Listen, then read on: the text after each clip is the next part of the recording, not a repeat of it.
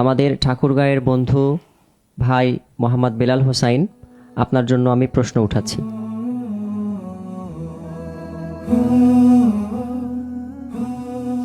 আমি একটি হাদিসের প্রথম অংশ বলবো, সেই হাদিসের রাবি এবং কিতাবের নাম সহ হাদিসটি পূর্ণ করবেন, এরপর অনুবাদ বলবেন, এরপর শিক্ষা বলবেন। যে হাদিসটি ইমাম বুখারী, ইমাম মুসলিম রাহিমাহুমুল্লাহ বর্ণনা করেছেন।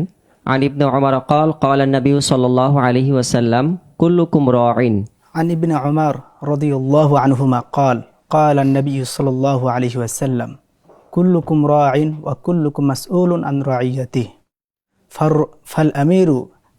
فالأمير الذي على الناس راع وهو مسؤول عن رعيته والرجل راع على أهل بيته وهو مسؤول عن رعيته وعبد الرجل راع على مال سيده وهو مسؤول عنه على كلكم راع وكلكم مسؤول عن رعيته متفق عليه।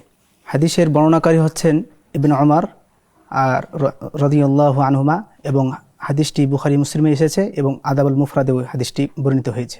হাদিসটির অনুবাদ হচ্ছে, রাসূলুল্লাহ সাল্লাল্লাহু আলাইহি ওয়াসাল্লাম বলেছেন যে তোমরা প্রত্যেকে দায়িত্বশীল এবং প্রত্যেকেই সে দায়িত্ব সম্পর্কে জিজ্ঞাসিত হবে। যে লিডার, আমির, সে সকল মানুষের উপর দায়িত্বশীল এবং সে তার ওই বিষয় সম্পর্কে জিজ্ঞাসিত হবে। এবং ব্যক্তি তার পরিবারে দায়িত্বশীল, সে তার ওই দায়িত্ব সম্পর্কে জিজ্ঞাসিত হবে। এবং ব্যক্তির যে দাস রয়েছে সে তার মনিবের সম্পদে দায়িত্বশীল এবং সে সম্পর্কে জিজ্ঞাসিত হবে। এরপর রাসূলুল্লাহ সাল্লাল্লাহু আলাইহি ওয়াসাল্লাম বললেন যে সাবধান, তোমরা জেনে রাখো তোমরা প্রত্যেকে দায়িত্বশীল এবং প্রত্যেকেই তার দায়িত্ব সম্পর্কে জিজ্ঞাসিত হবে। হাদিসের শিক্ষা আমি এভাবে বলতে পারি যে হাদিস থেকে আমাদেরকে যে মেসেজ দেওয়া হয়েছে সেটা যেন আজকে প্রায় বিলীন। কারণ আজকে আমরা শুধু দায়িত্ব বলতে শুধু রাষ্ট্র দায়িত্ব, সমাজের দায়িত্ব এগুলো বুঝি, কিন্তু ইসলামে যে ছোট থেকে বড় পর্যন্ত প্রত্যেকটি বিষয়ে প্রত্যেকটি স্তরে যে দায়িত্বর কথা রয়েছে এটা আমরা ভুলে গেছি।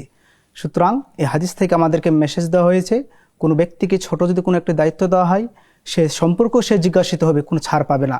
যেমনভাবে কোনো ব্যক্তি কোনো বড় বিষয় সম্পর্কে জিজ্ঞাসিত করা হবে তাকে, সে এমনইভাবে ছোট বিষয় এভাবে করে প্রত্যেকটি বিষয়ে জিজ্ঞাসিত হবে, কেউ ছাড় পাবে না। এ কারণে আমাদেরকে সকলের প্রত্যেকেই উচিত যে যেখানে আছি, যে অবস্থানে আছি সেখান থেকে সেভাবেই প্রত্যেকেই সেই দায়িত্ব সুন্দরভাবে সুষ্ঠুভাবে পালন করা। আল্লাহ তাআলা আমাদের সেই তৌফিক দান করুন, আমিন। মাশাআল্লাহ, ভাই বেলাল হোসাইন অত্যন্ত সুন্দর বলেছেন। বিশেষ করে হাদিসের শিক্ষার অংশটুকু আপনি সুন্দরভাবে উপস্থাপন করেছেন, ব্যক্তিগতভাবে আমার ভালো লেগেছে।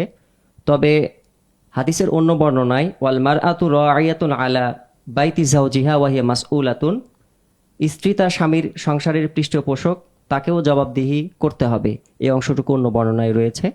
তবে আপনার পারফরমেন্স সুন্দর হয়েছে, ধন্যবাদ আপনাকে।